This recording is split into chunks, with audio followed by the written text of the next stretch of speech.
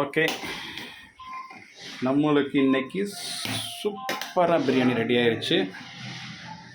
பாருங்கள், இப்படி ஒரு கறி, ஒரு முந்திரி வச்சு சாப்பிட்டா அப்படியே செம டேஸ்ட்டாக இருக்கும். கண்டிப்பாக இந்த மாதிரி ஒரு மெத்தட் பிரியாணி நீங்கள் சாப்பிட்டிங்கன்னா கண்டிப்பாக உங்கள்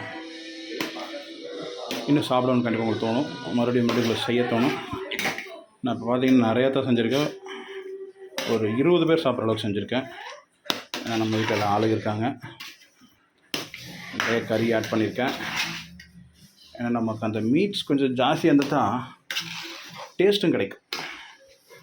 சும்மா ஒரு 1/2 kg சிக்கன் வாங்கிட்டு ஒரு 1.5 கிலோ அந்த மாதிரி ரைஸில் ஆட் பண்ணி ஒரு சில செய்வாங்க. எல்லாத்துலையும் பிரியாணி ஃபீல் பண்ணி சாப்பிடணுன்னா கண்டிப்பாக இந்த மாதிரி மெத்தட் நீங்கள் ட்ரை பண்ணி தாக்கணும். பட் இது ஒரு அவசரடி பிரியாணி தான். நம்ம கொஞ்சம் வேகமாக எல்லா ஐட்டத்தையும் ரெடி பண்ணி நம்ம இதை செஞ்சு முடித்தோம்.